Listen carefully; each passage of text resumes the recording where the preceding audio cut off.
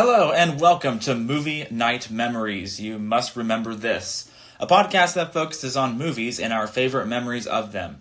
Each week we discuss the films that are celebrating an anniversary from when they came out in theaters. From the first viewing to what they mean to us now.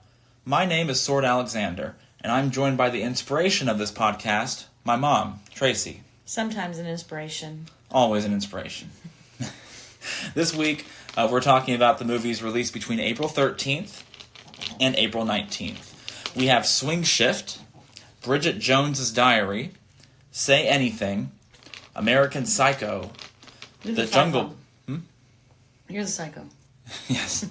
The Jungle Book, 2016, Raising Arizona, 17 Again, Holes, The Amityville Horror, 2005, and My Big Fat Greek Wedding. So we decided to see Say Anything, Raising Arizona, and The Jungle Book to get a fresh look and discuss them in more detail. But let's talk about the other films first. Okay. So first up is Swing Shift, released April 13th, 1984, celebrating a 41st anniversary. It tells the story of Hazel, a woman who begins working in a factory during World War II and finds friendship along with an unexpected romance. The problem: she's married. Fun fact, the production has been studied in recent years due to a reportedly chaotic legal dispute during post-production and reshoots, causing the film to implode in ticket sales. So this was interesting when I was doing research on this, and I always like to say when it comes to stuff like this is not, I'm not a first-hand account. These are all what witnesses have said. Goldie Hawn's talked about it a little bit briefly too, but first let's say it was starring Goldie Hawn and Kurt Russell. Right, thank you. It was starring Goldie Hawn and Kurt Russell. We wanted to see it, but we really just didn't have a chance to see these films this week. We wanted to see actually a good few of the films that were released this week. So we just didn't have time. Swing Shift may end up seeing next year when this week comes around next year in 2026. But Goldie Hawn briefly talked about that there were some serious issues when it comes to the post-production, and there were some reshoots that had to be done. There were some issues about the way the story was being told. It was reported that Goldie Hawn got a little bit too directly involved in the actual direction aspect of the film, and it got in people's way of things, and she apparently, allegedly asked for all these reshoots and all these additional scenes away from certain actresses and actors in the movie, and she was told that it was going to make the film better. But so they did it, and then when the film came out, it bombed. It completely imploded when it came to the box office sales, and people blamed her for it. And she said, "Listen, I was just trying to make a good movie, and it's a collaborative process. We all have to work together on this, and just things that didn't work out." I don't really have an opinion on it, but I do. But you saw the film in theaters, right? Right. I saw it with Roxy, my oldest sister, and she's a big Goldie Hawn fan and Kurt Russell fan. And we went and saw the film, and we enjoyed it. It wasn't the best film, but it wasn't the worst film. And they ended up meeting again after many, many years, Goldie Hawn and Kurt Russell, and fell in love, and the rest is history. We all know that they've been partners for all these years, since 1984. And today is 2005. I mean, 2025. I wish it was 2005. 2025. And they've never married officially, but they've been together. And they just have a lot of chemistry, and you can see it in this film.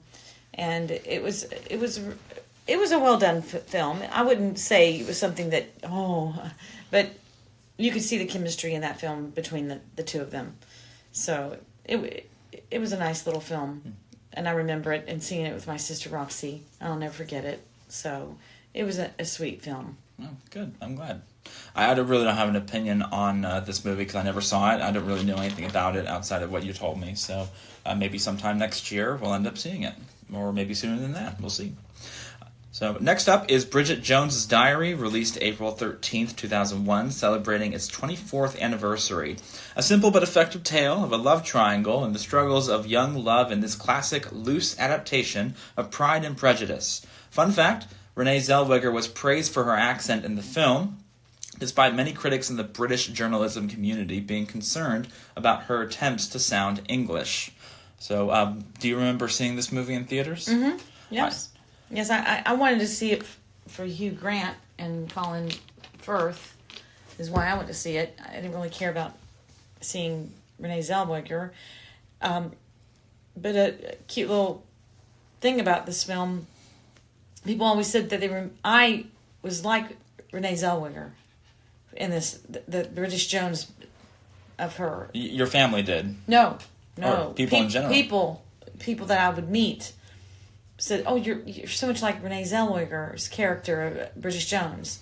When I went over to England, and I met a British man, I had to stay the night before I went to Greece.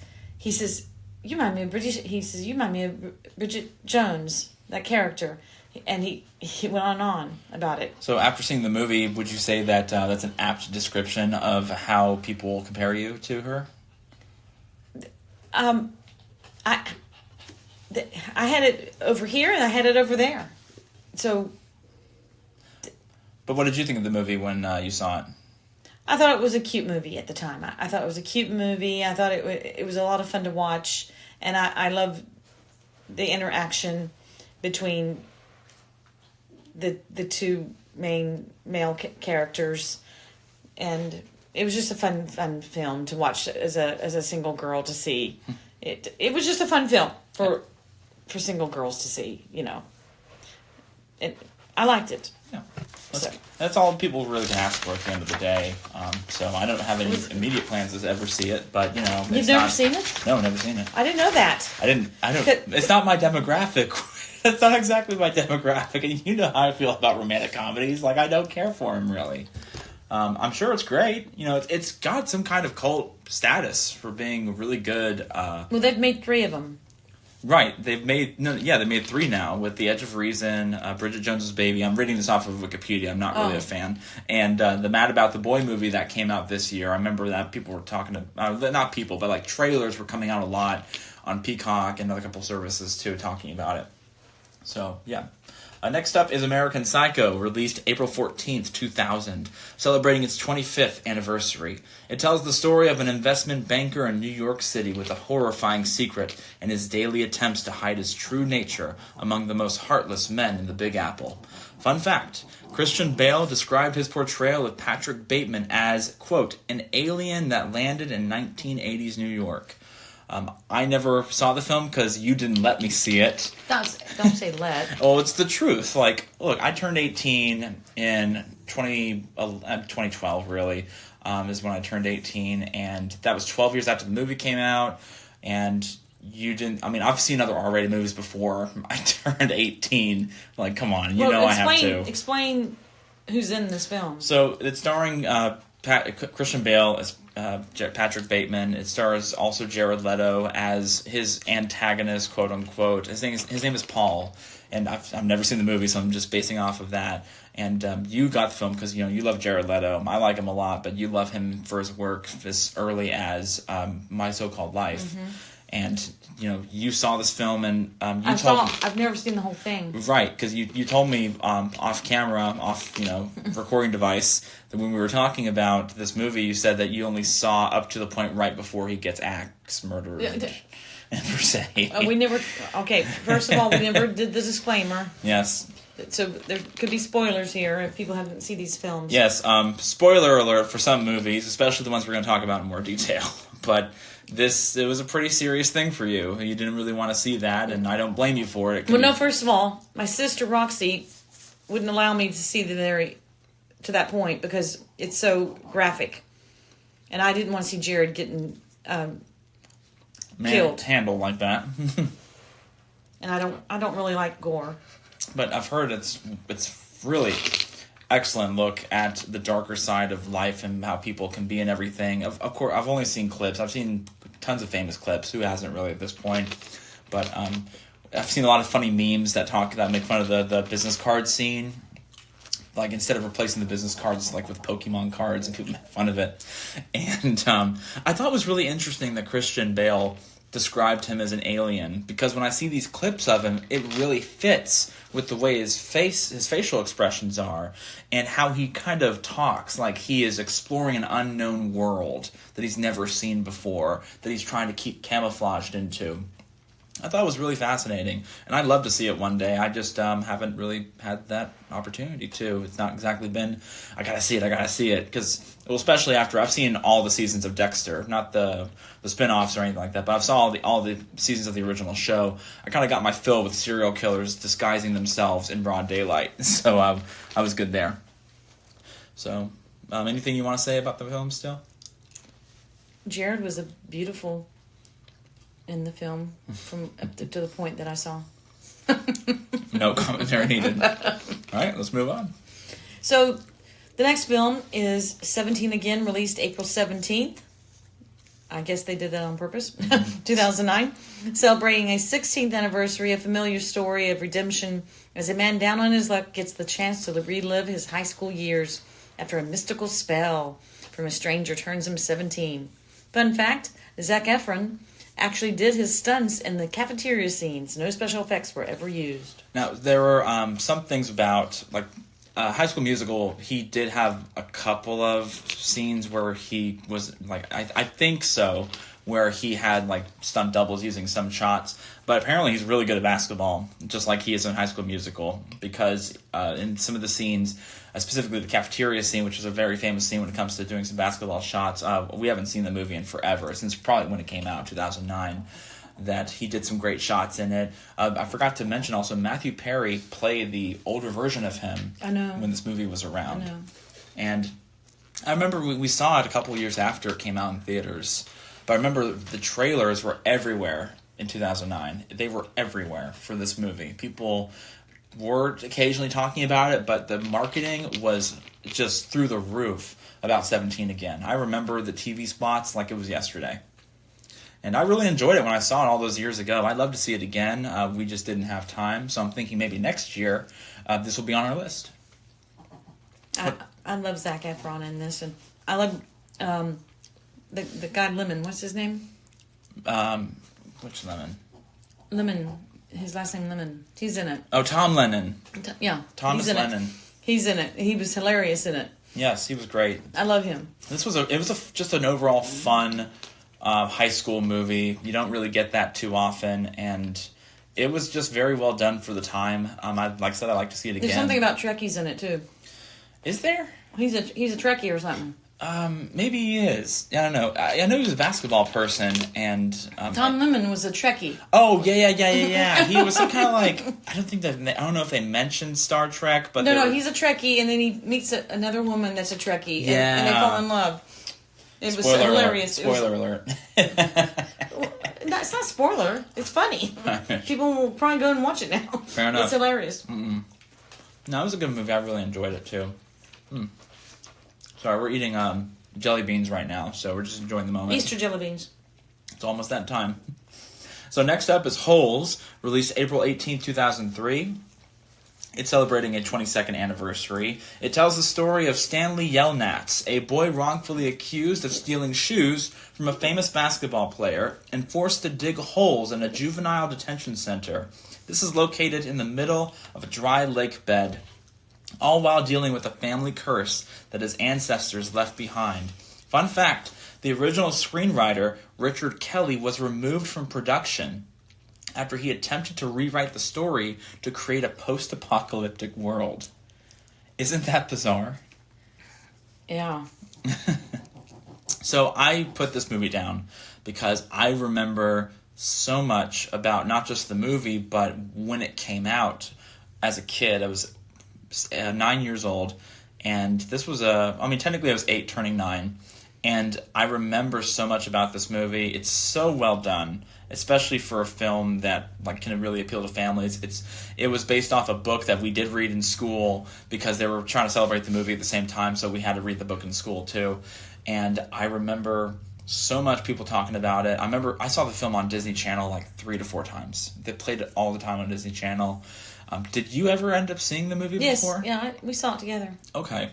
I don't remember seeing it in theaters. I just remember seeing the advert saying, playing Holes at 8 p.m., 8/7 Central on Disney Channel. And, I remember that so well. And I would, sometimes when I have nothing to watch, I'll see the movie on, I'll turn on my TV. So I remember this very vividly about my childhood. Did you have any memories or thoughts about the movie? I didn't see it until way later, and I was very impressed. And then I thought, oh, that's what the big deal was. I was very impressed. But I didn't see it till years later. Yeah, I'd love to see it again. I think it's always going to be on Disney Plus because it was such a big deal for Disney to be pushing that stuff too. So I'd like to end up getting it one day or watching it again too because it's been so long. But it was just very well put together. So I really enjoyed it, and I'm glad you did too. The post-apocalyptic world's so silly to me because it kind of makes sense when you think about it. Like, who else would be forced to dig holes all day unless it's the apocalypse? And it's like a weird world where you're trying to find water or something because they're trying to find its treasure that was underneath this lake bed. But I just thought it was kind of weird and silly, and I was like, no wonder they removed him because they're changing the book so much, and they already changed the book a little drastically. Because the original character in the book, when I was doing my research on this, the character was overweight. And then over the months that he's digging these holes, he loses a bunch of weight. But they couldn't do that. Well, they could, but they didn't want to do that with real actors. So they had Shia LaBeouf just play him, and he already was skinny. I thought it was Shia LaBeouf. Yeah. I thought it was... That's where he got his first... I think it's his first major film, like starring thing. But he was so popular with Even Stevens on the show on Disney Channel for such a long time. This is a movie. Yes, this is a big movie. Full on. This is where he got his big feature presentation movie. It's great. It did well too. $17 million budget, $71 million in the box office. Yeah. God knows how much in home video sales. It probably killed with home video sales too. So yeah, it's a very fondly remembered film. Next up is the Amityville Horror, a little bit of a different genre, to say the least, from Holes. Released April 15th, 2005. This is celebrating a 20th anniversary. The story of the mysterious house in Amityville, New York, comes to life in this remake of the infamous Amityville Horror. Ryan Reynolds plays George Lutz as he and his family are terrorized by an evil presence in this remake of the classic film. Fun fact, Ryan Reynolds actually believes that the Lutz family was driven out by this malignant supernatural energy. Did he go to the house? I don't know. I don't know if he ever talked about going to the house. So why does he believe? So I was wondering, did he actually go to the house or talk to the Lutz family? So I don't know if he actually had a chance to talk to the Lutz family. It's kind of a complicated situation because there was lawsuits involved with this movie as well with the studio. The Lutz family did not approve of this film. They tried suing, and around the time that they were in the middle of a lawsuit, I think it was George Lutz that died. It was a heart attack, very sudden, while they were in the middle of it too. It's very complicated, and it's very sad. I know I saw this film, but I can't remember it. I remember it somewhat well, but let me finish my thing here. I'm sorry. Oh, no, it's okay. No apologies needed. But Ryan Reynolds, there was no fun facts when I was looking into the production of this, so I watched the behind the scenes. There's a lot of behind the scenes stuff talking about it. It's really interesting how they show some of these scenes put together. And one of the first things I hear is Ryan Reynolds saying that he fully believes that he doesn't know if the DeFeo murder has anything to do with it, but he fully believes that this family was driven out by this supernatural presence that was a result of the energy from the incident that started this whole thing about the house. And that really surprised me. I didn't expect Ryan Reynolds to be a spiritual person like that. But that's something that I can appreciate from both of us, our standpoints, because we kind of feel the same way when it comes to how energy can affect a home and can affect a place based on what you do with it and what you do inside of it as well. And I thought that was really fascinating. For anybody who's listening, obviously we've never talked about this kind of ghost stuff before, but Mom and I, we've really been attached with supernatural presences, and we believe in the afterlife, and we believe in spirits. We just have for as long as we have. Mom's been through a lot. I've been through a lot with my time, both in my working life as well as my personal life as well, where we don't like to talk about our personal lives to a point because we don't like to talk about this kind of stuff in public speaking unless we really feel the need to. But we both have we both have experience dealing with supernatural presences. More paranormal. Yes, paranormal presences. And that's something that really stuck out to me, is that Ryan Reynolds says that this is he isn't just doing it because it's a good movie from Tessa's acting role. He took it seriously as well because it's a true story where this did happen. You could, of course, say the events, going to the movie, to go back to your point, this movie I remember pretty well, and I didn't... Okay, I read the book a few times. I read the book a few times in high school. I love the book. It's fantastic. Very well done for a supernatural horror book. I watched the original movie, which was great. To me, it was a great adaptation of the original story. This was not. They over-dramatized a couple of things, like they put in the idea that the house was built on an Indian burial ground. There is no definitive proof that it ever was, but they used the excuse of, oh, it's on an Indian burial ground, that's why it's evil. Like, that's not it. On top of that, they end up making up a character, a spirit, who represents a character or a person from the DeFeo family that never existed. No, well, that's... It's really in poor taste. I mentioned this movie, though, because I remember Ryan Reynolds was fantastic in this. We've seen him in God knows how many movies, but one of the best roles he's ever been in, hands down, will be George Lutz in this movie.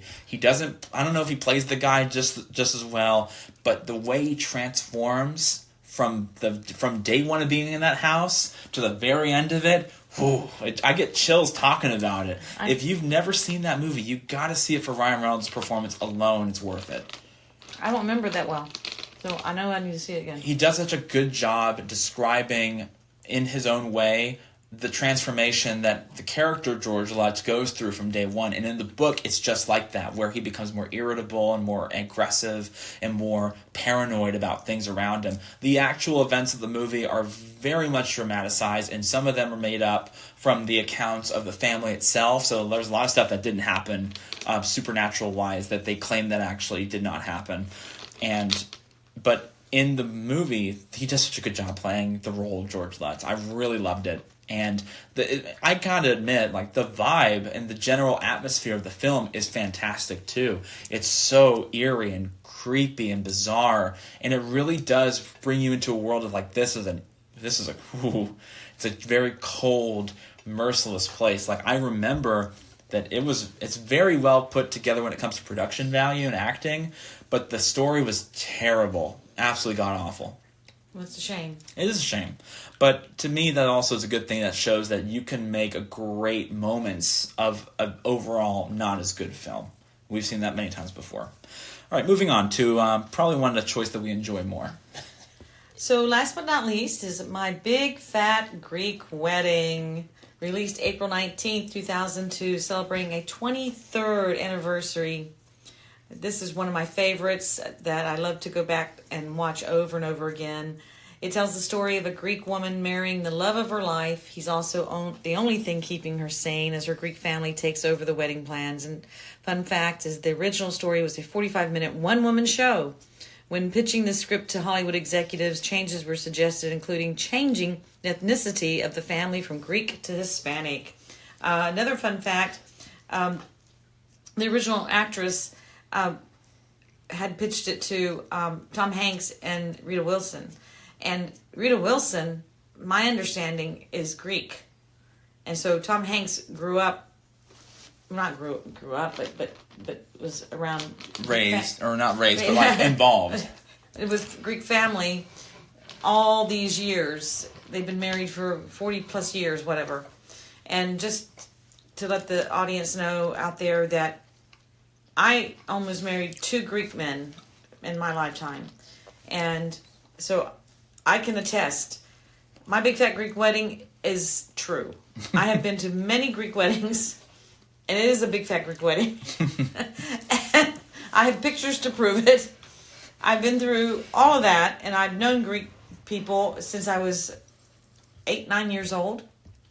One of my best friends growing up were Greek, and I've always loved the Greek culture, and it's been around me all my life. And I've been to Greece, and I've also been around Greek Americans all my life. And it's so wonderful to see it. And what was the how much did it cost to make? So the budget for this movie was $5 million. And how much did they end up making? $368 million. God, that is insane. That is insane. And that's probably not counting home video sales. Yeah, that's just box office alone. Yeah, that's box office alone. It's not counting syndication on TV. So they were ecstatic, I'm sure, just making money left and right from that. And I love doing this. This is the second time in a row where I've done this on a podcast where I say I don't like romance movies. I don't like romantic comedies. And by say I don't like them, it's like I don't care for them. This is an example of an exception that I have because I love this movie. I absolutely love it. It's one of the best romantic comedies, if not probably the best romantic comedy I've ever seen. It's so heartfelt. It's so down to earth. It doesn't feel like it has to talk down to its audience. It feels like you're just watching it straight from your own eyes in real time as you're going through these events and being with these characters and laughing with them and crying with them. It is really one of the best romantic comedies ever made. It absolutely deserves the money, the recognition. The sequels we could talk about another time. No, we're not talking about that. But the original film is absolutely wonderful from start to finish. You always laugh at all the jokes throughout. Nick, and Nikki. And it's true. All the Greeks, they have so many Nicks and Nickis in their family.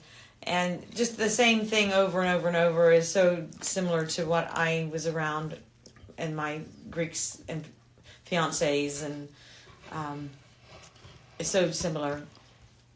Just everything. I have enjoyed this movie over and over and over, and you always laugh at all the jokes, the same thing. There's some things that aren't what I'm used to. The Windex, I've never... The Windex joke? Yeah. Not joke. It's all throughout. Right. It's not something that I've ever been around, but whatever. But it's a funny, hilarious movie. So this film was nominated for quite a few things. One of the things it was nominated for was best original screenplay, and it lost to a movie called Talk to Her. Have you ever heard of Talk to Her? No. Exactly.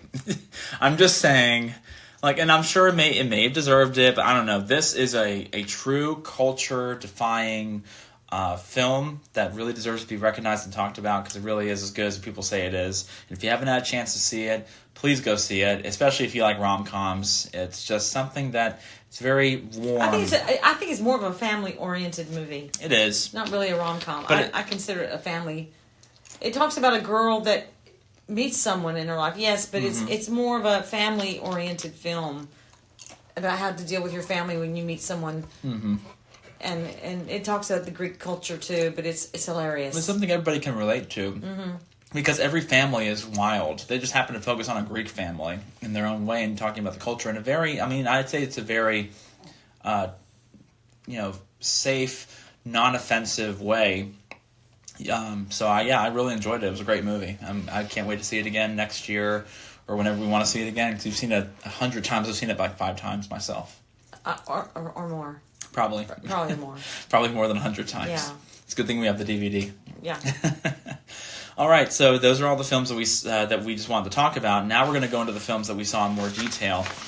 So first up is Raising Arizona. This was released by the way, this is spoiler territory. We're going to talk about these films in detail. So if you haven't seen Say Anything, Raising Arizona, or The Jungle Book 2016 version. Thank you.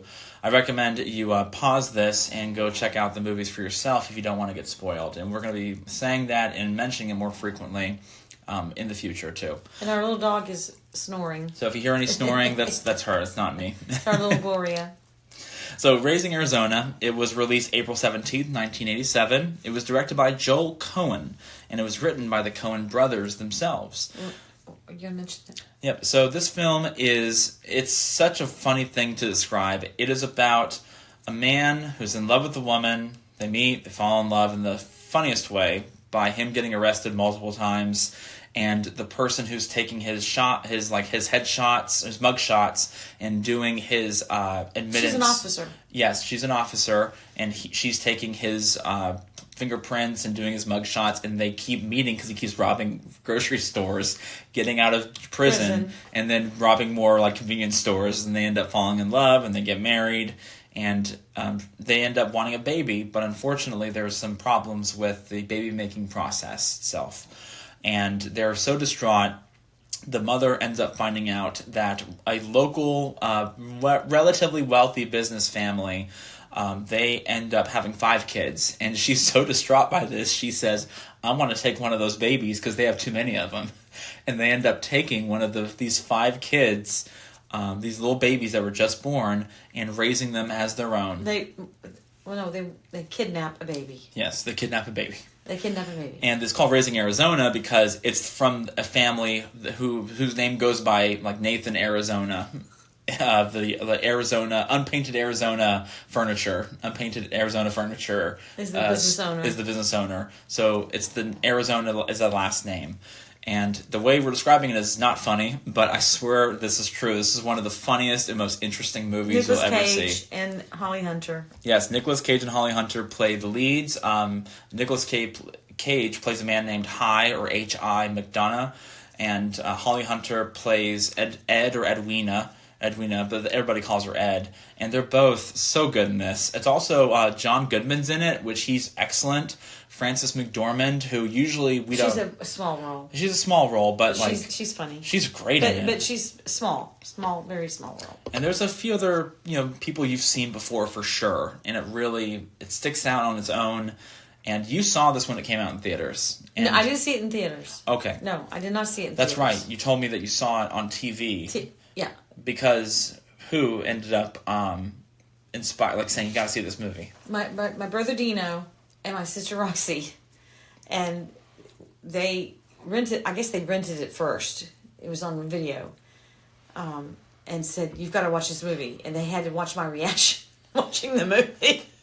And it was in like this little house that you guys. My sister's house. Yeah. And my mom's house, and my brother lived there too. And they made me watch it, and then they watched it again because they were just so enthralled with it, and it was so funny. And they wanted to see my reaction because they had seen it, and they wanted to see my reaction to this movie. And we would watch it all the time because we loved it so much. So every time it was on TV, you'd get it.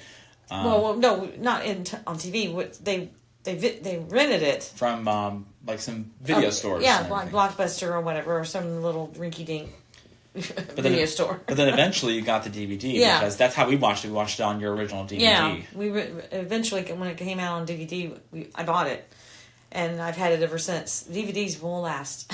They certainly do. This one's old. Yep. Oh, it is. Because it came out in '87. And there's no special features. The special features are just the trailer for the movie and the TV spots, and then you can change the languages if you want to. Yeah. And it's great. My mother loved this movie. She loved seeing the little baby quintets crawl around.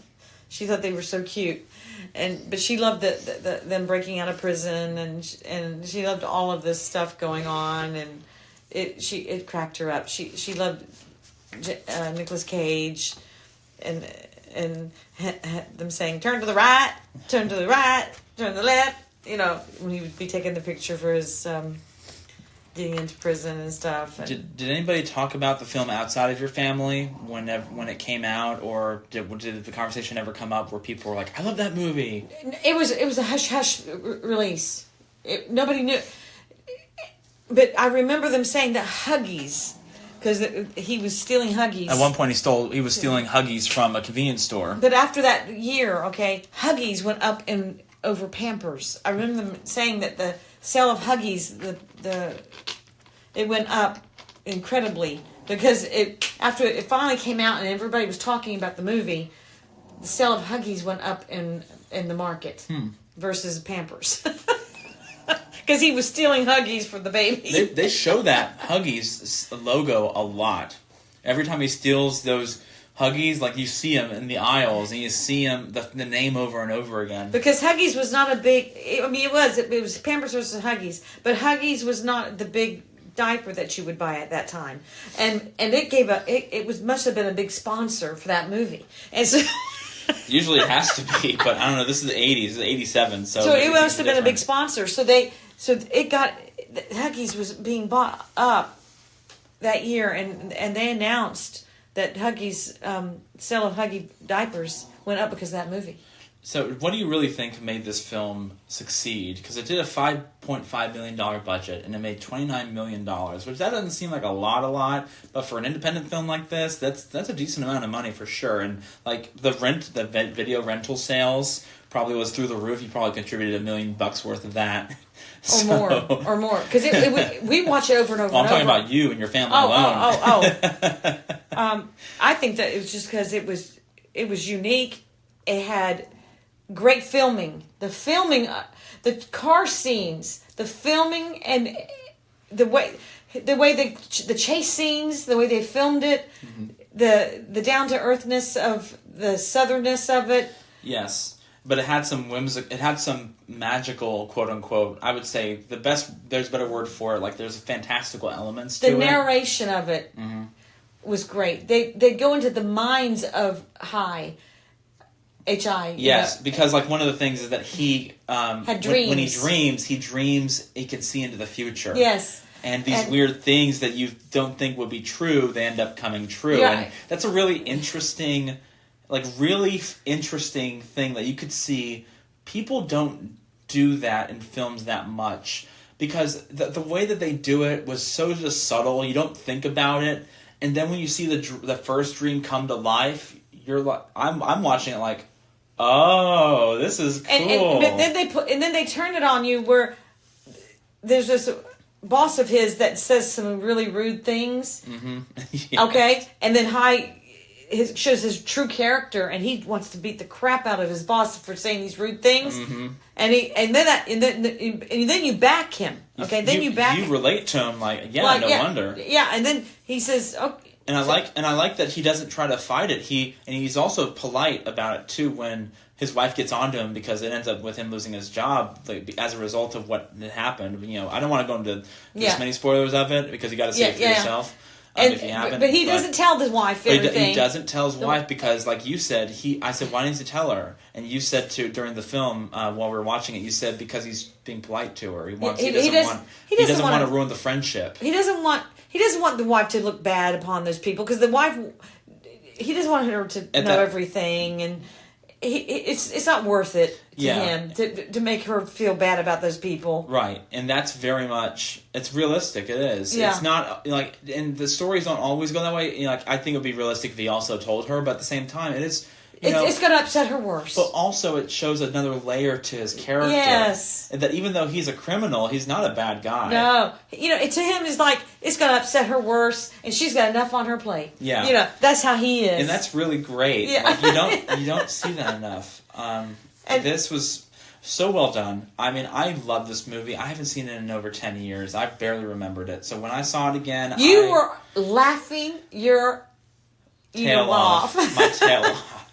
I was in stitches with this.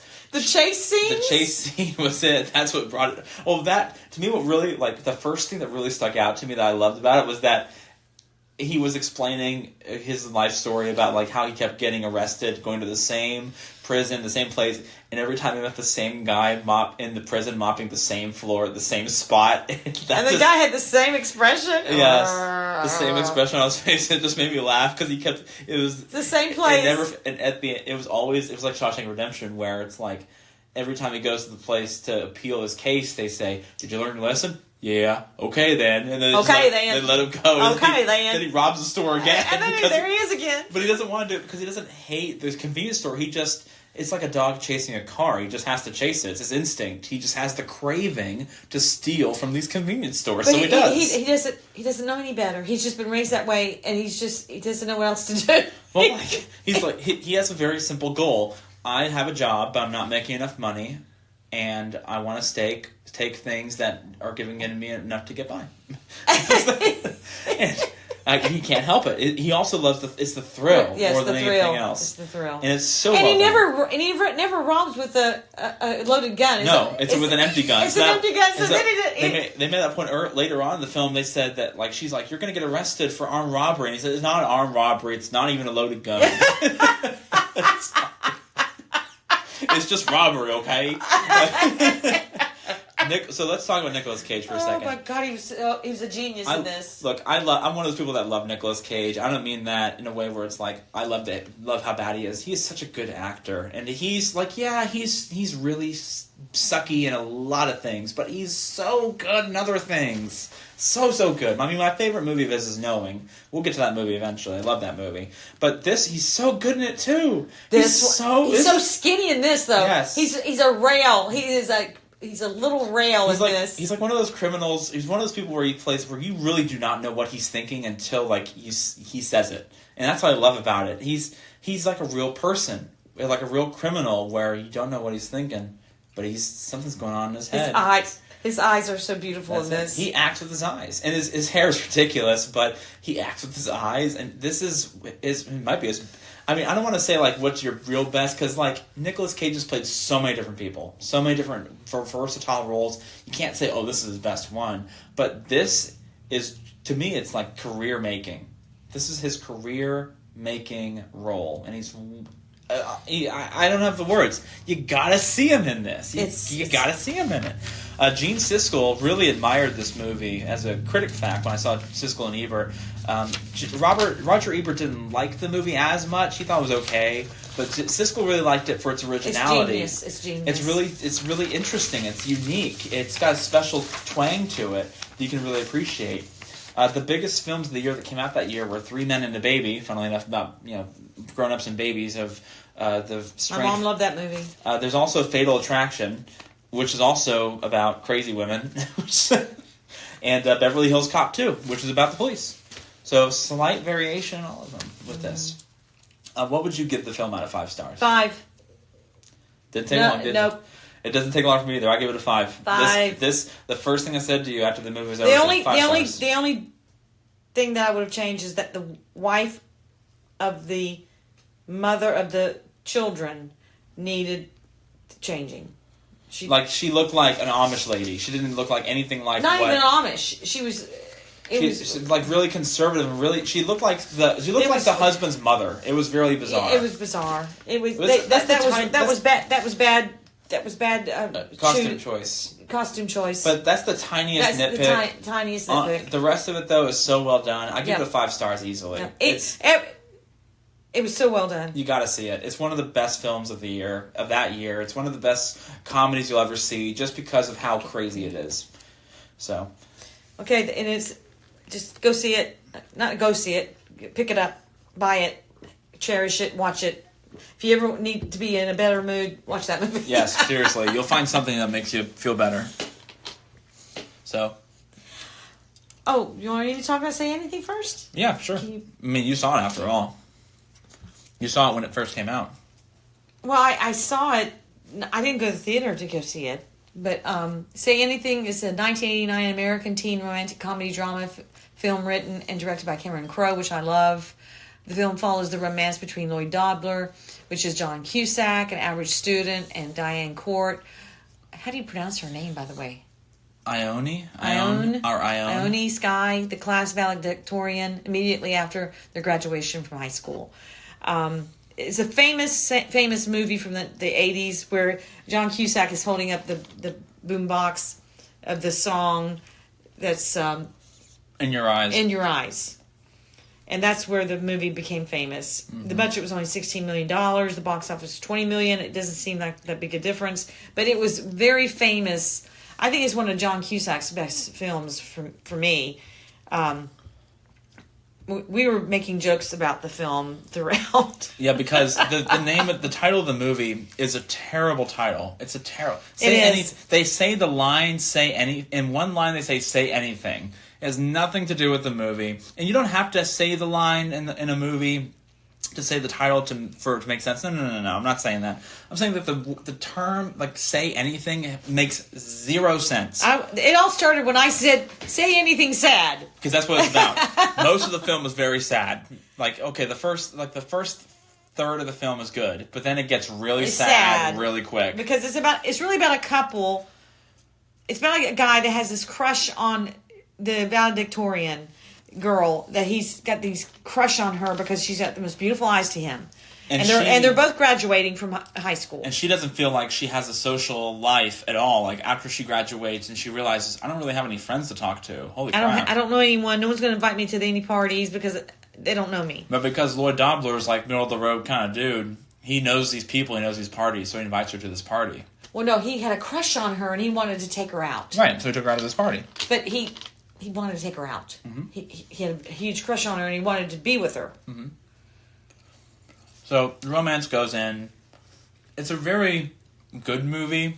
It had problems.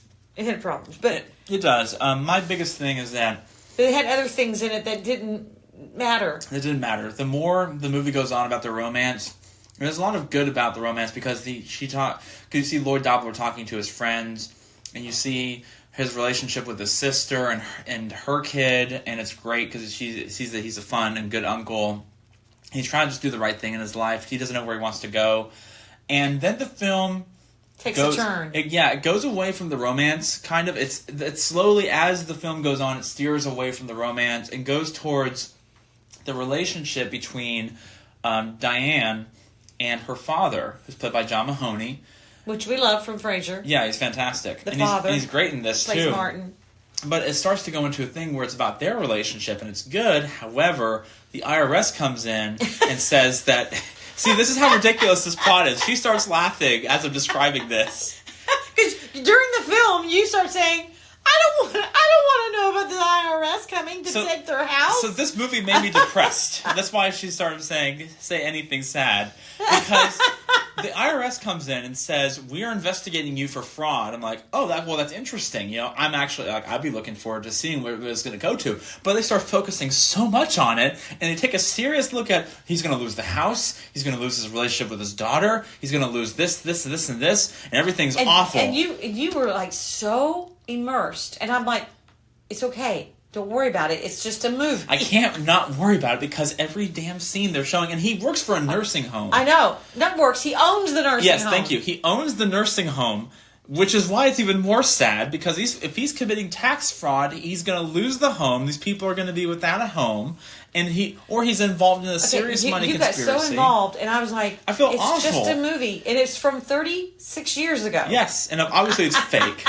But this is how I feel about a film like this. Like, you can't... Sorry. It took so much away from the basic idea of just a high school love story, and they started focusing on this relationship between this girl and her dad, who's going to go to prison, and it's really depressing, and like... I'm sorry, I was supposed to watch The Boombox Man. Where did that go? Oh, he's still sad? Okay. And there's some good moments in this. Like, my favorite part is halfway through the movie after they break up, because she's involved in a lot of stuff. She ends up breaking up with him, and he's upset about it. Because the father convinced him. But that's, like, you gotta see the movie to really understand it. And while he's in his car taking a drive, I love that, by the way, because it's very realistic. I've been through those drives myself, of post-breakup drives, and it's really painful to go through, and you're trying to go in your head where you went wrong and where the other person went wrong. And he has this recorder, his recording device, where he's recording into him, talking to himself, and he's like, maybe I have too many girls as friends, I shouldn't have it, I should hang out with guys, I should hang out with the guys that are by the gas station and drinking beer and talking about other stuff outside of girls. And he actually goes to this place where he meets these four dudes who are like his classmates who they just graduated. Jeremy Previn's in it. Yes. He's one of the dudes. And they're just like, they're kind of uncomfortable to sit through because they're at least getting tipsy, to say the least. And they're drinking beers and they're hanging out. And and John Cusack's character, he's just so uninterested in this conversation that's going on. It's like, this is what you guys do. All you do is just like sit. But each one has their own opinion of what he did wrong. Yes. and he points it out and says, all you guys do is, what are you doing? Just drinking beer on the side of the road and just in the dark, in the middle of the night, and judging women. Like, okay, if you guys are such studs, where are your women? Why aren't you with girls? And they all like stare at each other. And they don't say anything. That is where saying anything comes from. And then one of the guys says, because it's a choice, man. I'm like, and And they were like, yeah, it is a choice. I'm like, it's not a choice, because you're not choosing to be single. Absolutely hilarious. And and afterwards he gets into the car. It cuts to him in the car saying, yeah, that was a bad idea. I'm never doing that again. That was the best part of the movie. Absolute best part of the movie. But the rest of the movie is so much about their relationship between this girl and her dad.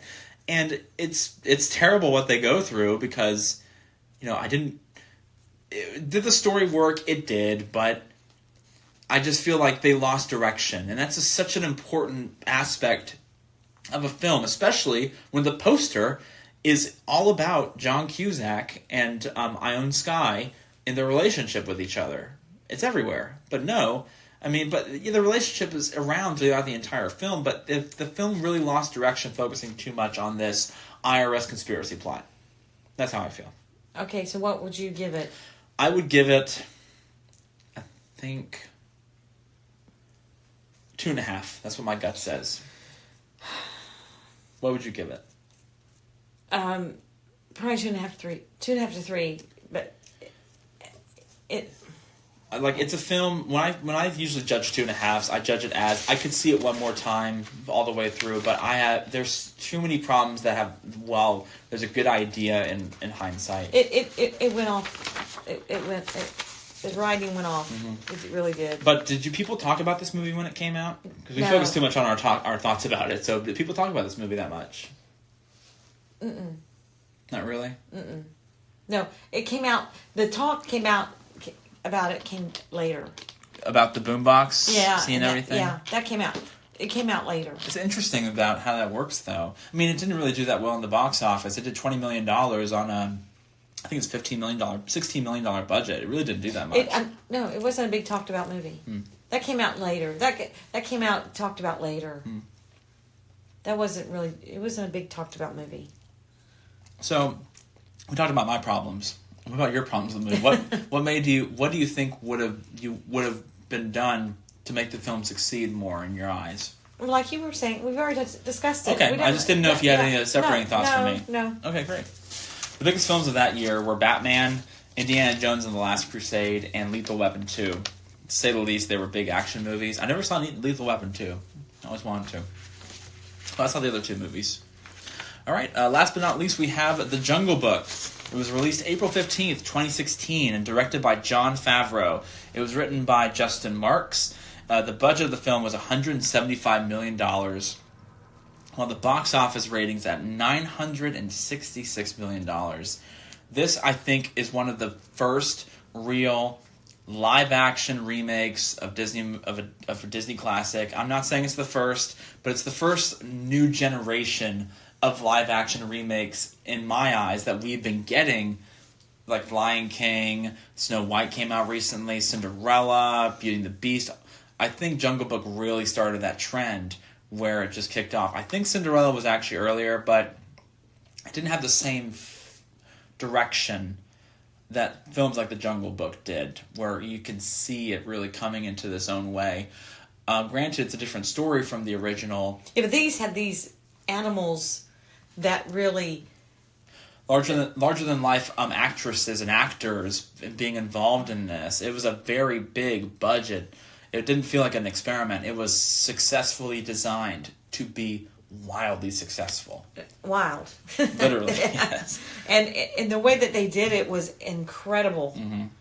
And so what did you really like about the movie that stood out to you? The little boy. Yes, I think his name is Nahil Sethi. Let me look it up real quick. It was incredible. They picked out the perfect little jungle boy. Nahil Sethi. He was incredible. Oh my gosh. He was great. I can't go on and on about that little boy. Mm-hmm. He was the perfect little jungle boy, and Ben Kingsley as the panther. Bagheera. It was great. Oh my gosh, such great stars, great actors in this. And then, oh my god, the bear was Bill Murray, and the way he came across was perfect. Bear. I've seen Bill Murray in a lot of things, but and it's so weird. It's so weird saying this, but I really feel like Bill Murray. This may have been his best acting role that I've seen him in. And then at the end, the big orangutan was Christopher Walken. Yes. And oh my gosh, and the scariness of it. It was It was creepy. It was exciting. Idris Elba. Oh my God, Idris Elba playing Shere Khan. That and tiger. Yes, yes. You got to give credit to the animators because they made him look absolutely terrifying. Fierce. I don't get scared of tigers. That tiger scared the hell out of me. And the wolves, and the little cubby wolves and everything, and how they all arranged They were so cute. And then the mother, and then when Aquila got killed, who played Aquila? Aquila, it's off the top of my head. Hold on, let me look this up. Aquila. Giancarlo Esposito. He was in Mad Men. Not Mad Men. He was in Breaking Bad. Oh. And he was you never saw Breaking Bad. I did too. I saw Breaking Bad. But you never saw Giancarlo Esposito. You never went to a certain point in the show. You never saw the whole show. I didn't see the whole, but I saw a lot of it. You never got to meet. I don't know. If you show me who he is, I'll probably know who he is if I see him. I might have seen him. I don't know. Yeah, he's a great actor. Yeah, and Gus Fring, that's what he played. Anyway, he was excellent. The whole movie was incredible. It really was. It really was an incredible movie. I was super impressed by it. It had you on the edge of your seat in a lot of the moments. Absolutely. This is a movie theater film. You got to go see it in the movie theaters to get the best experience out of it. Well, we didn't see it in the movie theaters. No. But the way it's filmed and everything, it would have been better. Yeah, turn the lights off, just take in the experience. Like we have a 65-inch TV. We have a great experience on our own TVs, but some movies you got to see in theaters, and that is one of those films that you got to see in theaters. It was an incredible movie, and I applaud it. I remember people talking about it. I remember people talking about Christopher Walken playing the orangutan, and when it came out in theaters too. It was just so well done. And they had this little thing at the end, after the movie. Yes. That was really well done. This little animated thing with the book with real animals. Being brought to life with real animals, yeah. It was so cute, the way they did it. They just did little things that really stood out. So much details. This is a point where, if people put down if they put down the Lion King live action for trying to look live action and trying to make characters with facial expressions when they're really animals. And they put down, people do, despite how much money it made, Lion King live action is not regarded as a very good movie. The way you could tell how hard they worked to make a movie where the facial expressions of the animals looked like what the actors were saying at the same time. It was so well done. It was extremely well done. I was so impressed.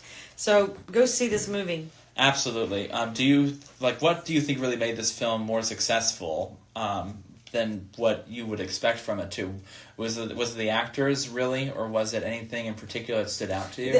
How the actors use their voices to communicate, but at the same time they collaborated with the CGI and the actors. They all collaborated as a team.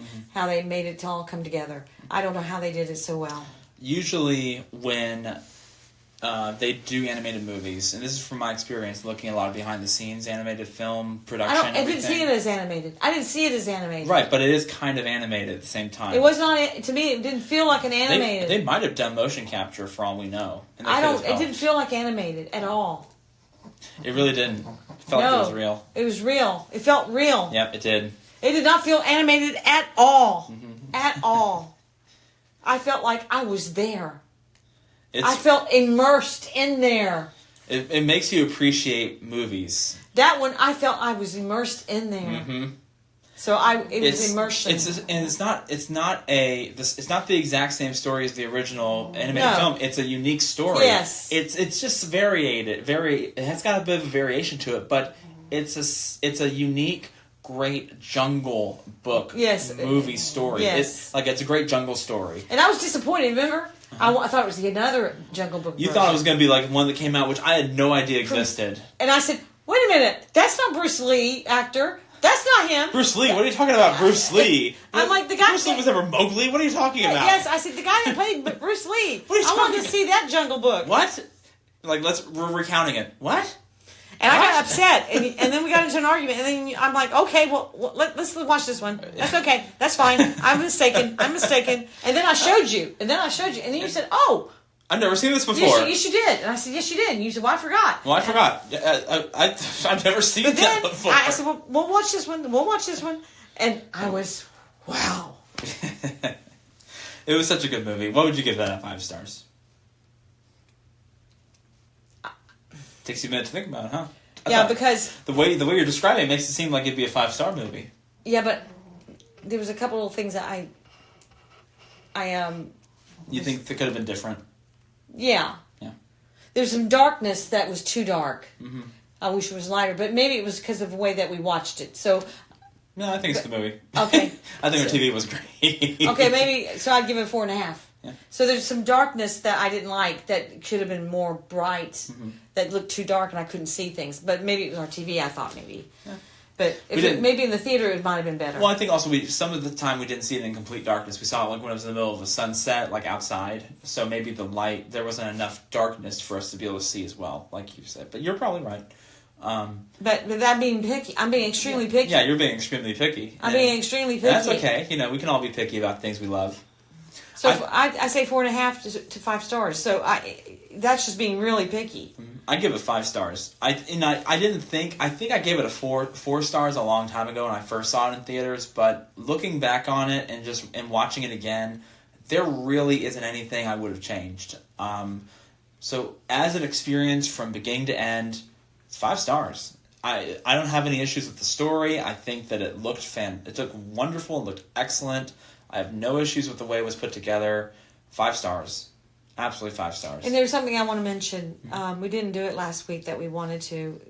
Val Kilmer passed away.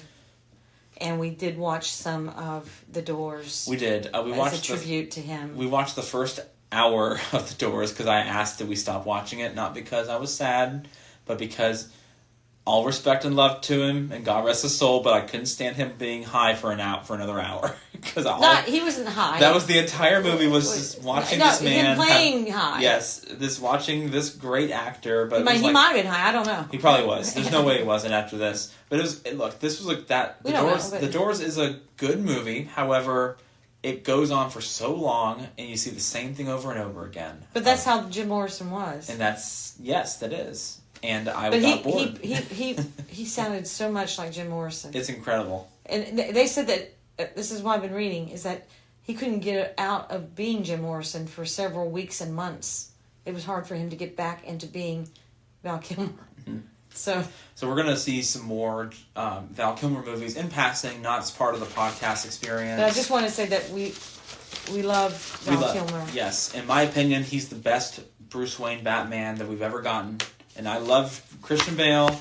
I like Michael Keaton. But when you ask me who is the best portrayal of Bruce Wayne and Batman, it's Val Kilmer in Batman Forever. Well, I just love Val Kilmer, and I'm sorry, but I know he's in heaven, and I know that he's out of pain, and I know he's in a better place. Absolutely. And I hope to watch some more of his films again. Yep, we're going to see Tombstone in another time.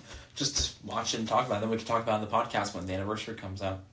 So thank you all so much for watching. I hope you guys have a great rest of your week. For listening. Thank you. I'm used to doing videos and stuff all the time. This podcasting is a little new to me. Thank you all so much for listening to this. We really appreciate it. We hope you have the same excitement for films that we do on a regular basis. It's another week where we got 5-star movies to talk about, and we already looked at we'll talk about and watch next week, and we already can't wait to talk about these movies that we've been seeing for our next week and beyond too. So thank you. And you must remember this. Yes, you absolutely have to remember this, and you absolutely have to go watch it. These movies that have come out that we highly recommend. So thank you all so much for listening. Have a wonderful, wonderful week, and take care.